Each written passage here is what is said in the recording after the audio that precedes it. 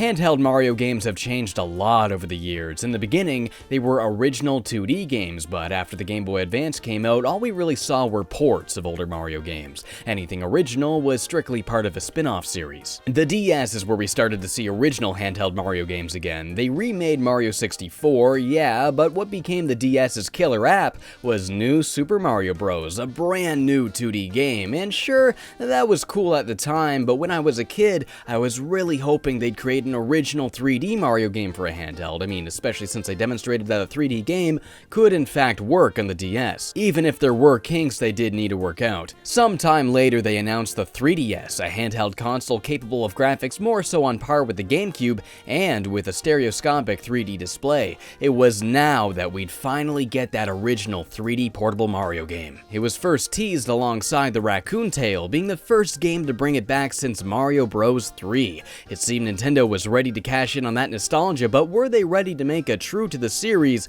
3D portable Mario? I got this game shortly after it came out. I remember I used to play it like every single lunch break back in high school. I honestly don't remember a whole lot from it though I do remember liking it quite a bit. I was originally going to skip over this one for the Mario Marathon, but I figured I'd finally invest in a 3DS capture card so I could review it. I got a lot of people telling me how it's so much cheaper to just use the homebrew streaming capture method on a new 3DS, but firstly, I don't have a new 3DS, and secondly, the quality you get out of this is just something I'm not at all satisfied with. It's blurry, compressed, the frame rate is inconsistent. I just don't think it looks very good at all. I mean, here's some footage from the streaming method, and here's some footage from my 3DS capture card. Yeah.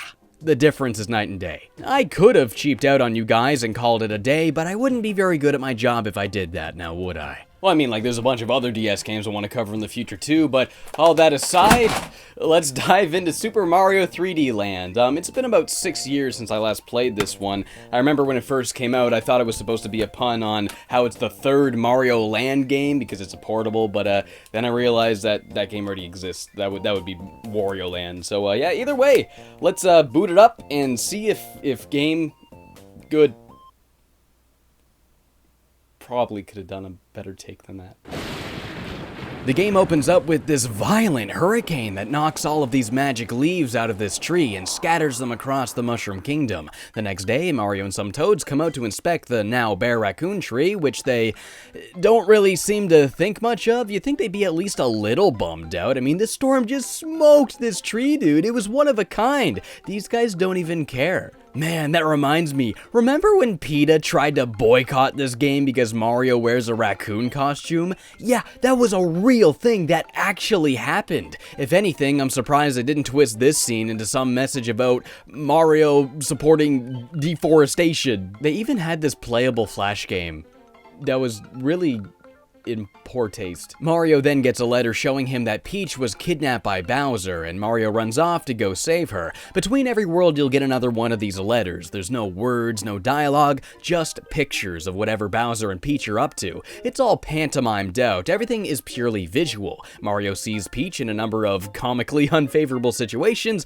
and that urges Mario to quicken his pace time and time again. It's a diet story for sure, but I really dig that it's a constant throughout. Every world, you get a nice little reminder of what you're really out here to do, instead of the story just taking a backseat after the first 10 minutes like usual. Immediately after, we're thrown into a stage select screen, and oh my god, this is the most linear stage select screen you will ever see.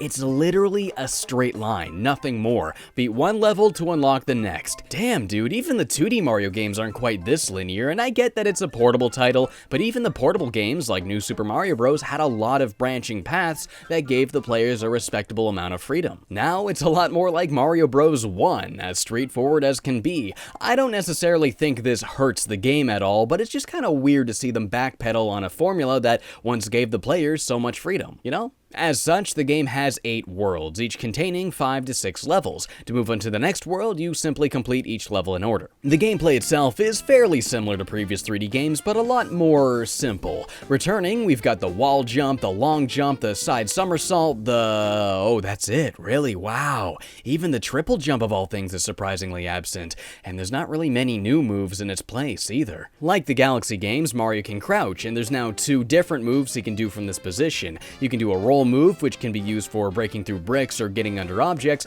and you can also charge up a high jump Mario 2 style. This is pretty much a replacement for the backflip. You can also execute it without charging by pulling back on the circle pad as you jump, and that makes it kind of the same thing as a backflip, but the height it achieves isn't as impressive, and you're also kind of stuck in the crouching position as you execute it. Because of this simpler moveset, the game focuses a lot less on physical feats, thinking about what moves to use to complete an area or to get Mario to a certain point. Instead, the focus is more so on simple yet challenging obstacle courses. You don't have an analog stick for that precise movement of Sunshine and Galaxy. Instead, we've got a circle pad, and the way they map Mario to it does actually feel really nice. You do have full 360-degree movement, but it's a lot more sharp, a lot snappier, easier to get Mario to conform to the specific angle required for the stage. There's none of that gradual turning they had to emulate smooth movement in 64DS. Instead, it's all very direct. For example, if you're holding up and you rotate to upright, Mario will snap directly to the direction you're holding instead of slowly turning into it. It feels good. This was definitely a game made with the platform in mind. The lack of freedom when it comes to the camera, well, that was another sacrifice made to make it play well on this handheld device. The new 3DS does have that C-stick nub, but when this thing launched, there was nothing of the sort, so it makes sense. This is all very contrary to the issues I had with 64DS, which was a game running on a console that was not built with that kind of game in mind. Here we have the polar opposite, a game made entirely with the console in mind. And it really shows. And of course, the 3DS had stereoscopic 3D, so of course they wanted to take advantage of that, so of course, they added a handful of these bonus stages that create an optical illusion. I have no way of showing you since I can't display the 3D on your screen you're watching on, obviously, but it's really interesting that with the 3D on, you can immediately tell exactly where these platforms really are. It was a cool, very non-intrusive way of showing off the potential of the 3D gimmick. And of course, like most Nintendo gimmicks, it was never really put to good use ever again. I mean, the 3D's kind of neat, sure, but I mean, this is the only game I've ever seen actually design a level with it in mind? Why does this always gotta happen? I mean, Nintendo Land, for example. That game showed how absolutely brilliant asymmetrical multiplayer could be on the Wii U. And then no one ever did that again. And, of course, for those playing on a 2DS or simply don't want to turn on the 3D, you can stand right here to get another angle to show you where the platforms truly are. Now, since the camera is very limited, the game becomes even more linear than the Galaxy games were, believe it or not. There are no areas that allow you to explore, well, except this one here, which was pretty cool, and I wish I had more like it, but, other than this, it's all just a straight shot forward to the goal. Honestly, it more closely resembles the level design and structure of a 2D Mario game. A straightforward series of platforms and obstacles you simply have to get past in order to get to the goal. This is very different from the Galaxy games, which, while also linear, had explorative turns, had you collecting things, fulfilling other objectives that weren't always just making it to the end. The solution to every obstacle is much simpler this time too. While before you might need an array of jumps to solve a course, perhaps a wall jump or a long jump, in 3D Land you're just going to be primarily using the standard jump. There's a platform, you're just gonna jump to it. A swinging spike bar, you're just gonna jump over it. A flip switch panel, you're just gonna jump to it. You will get some mileage out of the wall jump, yeah, but like I said, there's no triple jump, and you're not gonna be using the side jump that much, and you won't ever find yourself needing a long jump. In fact, this thing is near damn useless in this game. You practically get just as much distance out of a regular jump. I'll tell you right now, if you thought you were gonna hit the top of the flagpole with a long jump, you are dead wrong. Just use the regular jump, you'll get it. I do have to admit, it does feel very watered down, though I am willing to forgive it because it is a handheld game after all, and I'd much rather them simplify everything so it works, instead of having things get messy by having you need to pull off more elaborate moves on a device that's not very well equipped to pull these moves off. I see this as them playing it safe this time. I guess they'd rather make a simple game if it means it's a functional game, and I can respect that. There's a lot of conventional game mechanics that were previously exclusive to the 2D games that also make an appearance here. The way Koopa shells work, the power-ups, the way swimming controls, but most notably, the very cramped spaces you have to work with in some levels. It all screams 2D Mario. So firstly, let's talk power-ups. In previous 3D games, they were all something that altered how you played the game, giving Mario different physical properties so he could achieve something that he normally couldn't, like turning into metal so he could walk underwater, using a rocket to blast off into the air, giving him a pair of wings to fly over gaps, or eating a hot pepper to dash at great speeds running up walls. But before all of that, a power-up was exactly what the name implied, something that powered you up, made you stronger, more capable of doing the things you're already doing, made you able to take an extra hit so you can get past obstacles easier, made you shoot projectiles so you can get past enemies easier,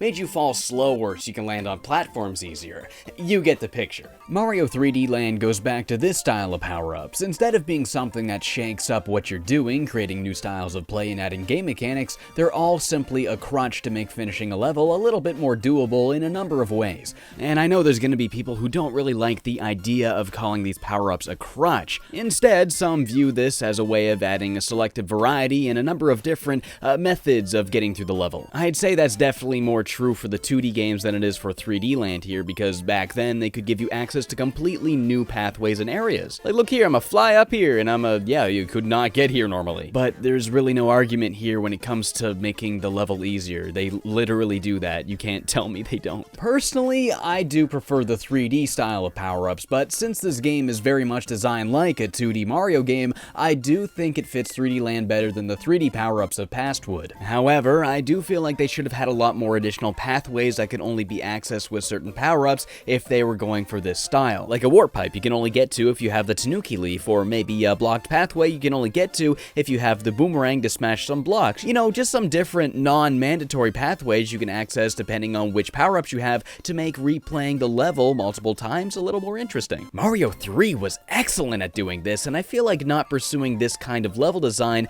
kinda wastes a little bit of the potential that this style of power-ups did have. Now, I'm not trying to say that it's inherently bad how they handled the power-ups in this game. I do admit it is nice to have a level of freedom in how you approach a level. I guess I'm just saying that after playing the 2D games, I don't know, maybe I expected a little bit more from it. I just think there's a little bit of untapped potential here. You know what I'm saying? Anyway, all that aside, why don't we see what we're looking at here for power-ups in this game? Of course, we've got the mushroom, bringing Mario back to his base form that can take one hit. I at first thought this was kind of weird that they ditched the health bar in favor of this hit point behind power-up system, but I guess that just kind of comes with this style of power-ups. We've also got the fire flower, letting Mario shoot fireballs that can knock out enemies. It's no more complicated than it was in the 2D games. And returning all the way back from Mario Bros. 3 is the leaf that gives us Tanuki Mario. Unlike its 2D counterpart, you can't use it to actually fly, but you can use it to slow your descent, making it much easier to land on platforms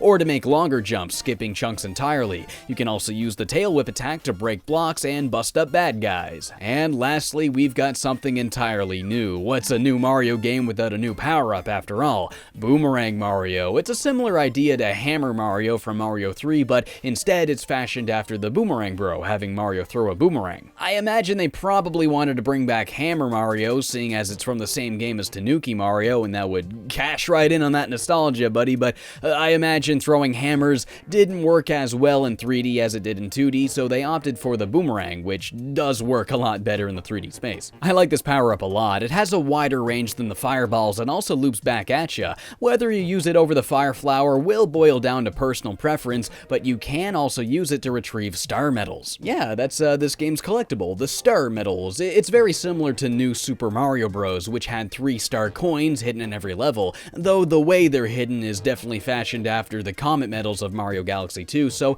I suppose you could say it's a combination of New Super Mario Bros. Star coins and Galaxy 2's comet medals. You'll use these medals to unlock extra stages very late in the game. I do like these. They're tucked away a little bit better than they were in Galaxy 2 sometimes. A lot of them are still out in the open and are simply a risk to get, but some are cleverly tucked away in hidden areas that are fun to look for. With 3 in every level, I find it hits a good balance between challenging to grab and challenging to find.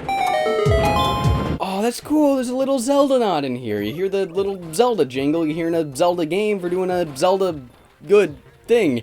That's interesting though, because Ocarina of Time made that Mario reference with the portraits more than 10 years before this game. I'm surprised it took them so long to put a Zelda reference in a Mario game, at least a main series Mario game. Now, while 3D Land follows the design of the 2D games quite closely, there is much influence from Galaxy 2 here when it comes to the stage gimmicks themselves. It's not quite as zany or impressive as Galaxy 2, but there is a good helping of fun and challenging gimmicks here. The beat blocks make a return, as well as the buzzsaws from the Puzzle Plank Galaxy. The flip switch platforms are also back, but since the game lacks the spin move, they swap whenever you simply jump. I kinda do like having these flip when you just jump instead of spin. You have less control over your environment, and as a result, I find it's a little more challenging and interesting. There are a handful of new things as well. One I particularly like are these platforms that ride along a track, moving one of two ways depending on which button you're standing on. There's also these propeller boxes you can wear to fly up into the air. I guess you can kinda consider this a power-up, one reminiscent of the previous 3D games, but it doesn't replace what you have. Instead, it's worn on top of it. I like this a lot. It changes things up briefly. I really wish they had more things like it though, and I mean, I get that they wanted to go with the 2D style of power-ups, but after using this thing, it made me realize that a combination of both could have indeed worked. I wonder why they were so hesitant to add more. Aside from that though, there's not really a whole lot new here when it comes to obstacles and gimmicks. Most of them are pretty much just reused from the Galaxy games. Tightropes from Mario Sunshine also make a return. It was pretty cool to see them used as a mandatory part of a linear course, while before they were simply for connecting parts of a larger open area. As for the bad guys, any returning Mario enemies are just ones we already saw in Galaxy 1 and 2, but they did bring back Boom Boom from Mario 3. That's cool, I guess. I don't know, man. I was kind of hoping for someone really cool to come back, like Chargin' Chucks. I want to see them come back. There's a couple of brand new enemies too, though. I didn't really think much of most of these guys, like these bee things or these ghost things. I don't know, they didn't really strike me as memorable characters, but I did like this new type of thwomp called Wallops. These guys will block your way and will only jump when you jump, so you gotta do a little hop to get these guys to enter the jump animation so you can get by. And as the game's intro implied, a lot of enemies are now also sporting Raccoon Tails. This is a nice little twist on what's already here. Now, some baddies will sport an additional tail whip attack. Boos, Goombas, even bullet bills. It's kinda cool. I would easily say that the level design is solid, but I wouldn't call any of it exceptionally mind-blowing. It's a nicely trimmed down version of the kind of stuff you'd see in Galaxy 2. The stages aren't particularly long either, each one being about 2 to 4 minutes each, and that lends itself very naturally to the pick-up-and-play handheld nature of the 3DS. Speaking of Galaxy, nearly the entire soundtrack is ripped right from those games. There's a couple of original songs like the game's main theme, but most of it are just the same tracks Galaxy brought back from older games. In fact, they're pretty much the exact same versions, just slightly rearranged with instruments and samples that sound a little less outer spacey and a little more ground-themey. These are fairly good remixes of great songs, but after playing Mario Galaxy 1 and 2 and 3D Land back to back to back, I'm getting kinda sick of hearing the exact same songs across 3 separate games, Especially the Mario 3 Athletic Theme remix. Oh my lord, that one's really starting to get on my nerves. They use that one way too much in this game. Now, I did say there were 8 worlds total, but you do unlock an extra 8 more once you complete the game. These are all remixed versions of past stages, but not quite in the same way the Comets did in the Galaxy games. They use the same base stages for many of these levels, but oftentimes the obstacles are so different, it hardly even resembles the original level. This is where the challenge starts to ramp up. If you've ever heard someone say 3D Land starts once you beat the final boss, this is what they're talking about. The real meat of the game is definitely within these 8 special worlds. I really gotta commend them for how they handled these levels. I mean, a big part of what makes this such a strong part of the game is that instead of being like, okay, here's the hard version of level 1, now here's the hard version of level 2, now here's the hard version of level 3. No, they don't do that at all. Instead, they always take a completely random level from somewhere in the game and use that as the base. Then they completely change all of the obstacles. So, for example, Special World 1-1 actually uses 2-1 as the base, and 1-4 uses 6-1 as the base. This is very important because while they are reusing existing content to an extent, it does not feel like you're just playing through the same game again because it's not in the same order. And on top top of that, there are also a handful of original levels thrown into the mix as well. There's also a new version of the Tanuki power-up that only appears in the special stages. This version has Mario sporting a scarf, and the ground pound is now replaced with turning into a statue, a clear homage to the Tanuki suit in Mario Bros. 3. Though that's kinda what the Tanuki suit did in the first place, so I'm kinda unsure why they made the base version of the power-up in full costume instead of just having Raccoon Mario like in Mario Bros. 3. Yeah, I don't know why they didn't do that. Some of the ideas from the Comet missions in Galaxy 2 get reused in these levels. For starters, we've got those time attack stages where you start with like no time at all and you gotta collect clocks to keep the timer going, which I think are nice, but more importantly, Cosmic Mario returns. Instead of having a bunch of Cosmic Marios, we've just got one here. He's a lot more aggressive than before though, having no knockback if he touches you. I'm glad to see they brought him back. He was one of my favorite parts of Galaxy 2. However, by the end of the game, most notably Special World 7 and 8, they were using him for like almost every single level. Like, ease up, dude. I love Cosmic Mario, but this is a little bit too much. You can also unlock Luigi by completing the first Special World. He doesn't play much differently than Mario this time. I guess he does jump a little higher and has slightly less traction than Mario, but to a much more subtle extent than in Galaxy. I like that instead of having a Tanuki suit though, Luigi sports a Kitsune suit this time around. I mean, like, they could have slapped the same model on him, but they're like, nah, Luigi's gonna get his own suit, and I think that's cute. They don't really feel a whole lot different from each other like before, but it's still cool to see Luigi playable. What's not cool though is what he means for the unlockables. Yeah, so, you know, there's this big final stage that's hidden away in the back, and you gotta go get it because you're like, wow, I want to play the big hard final level, just like the Grandmaster Galaxy in Galaxy 2.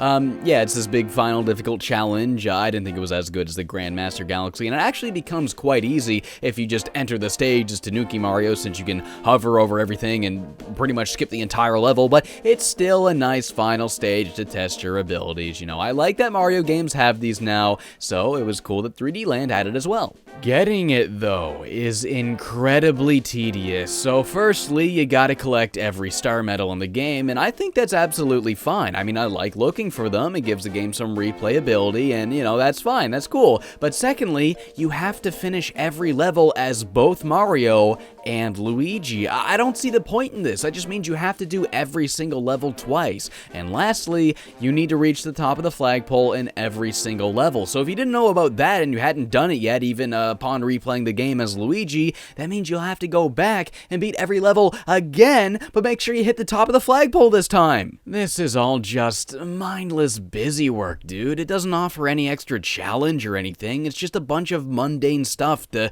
check off a list. I don't want to do any of this. Why do I gotta do all this to get the final level? I think getting all of the star medals, that should have been enough. But of course, we're talking about Nintendo here, and with Nintendo, it's never enough, now is it?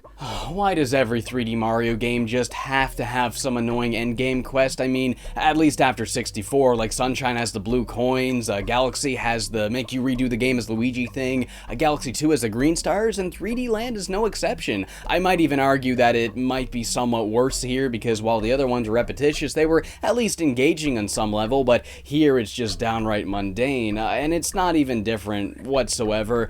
Man, I just really want to see them break out of this trend, you know? That aside though, 3D Land is still a pretty great game. It's just not gonna blow your mind like the Galaxy games did. It's a fun and polished game that was built with the handheld in mind, and it's a strong title because of that. It's a lot more like the 2D games than the 3D games, but that design philosophy fits the portable well. Straight, simple shots to the goal so you can do a level and put the console back in your pocket. You know, I'm kinda starting to realize why I didn't remember a whole lot from this game. I mean, it is a good game for sure, but it just kind of felt like junk food to me. You know what I mean? Like, you finish it and you move on, and it just doesn't leave much of an impression. And I think the reason for that is because it just lacks inventiveness. It just doesn't do a whole lot new with the series. Instead, it just reuses a bunch of old ideas, older gimmicks and mechanics from previous games, and trims them down and simplifies them so they'll work on the 3DS.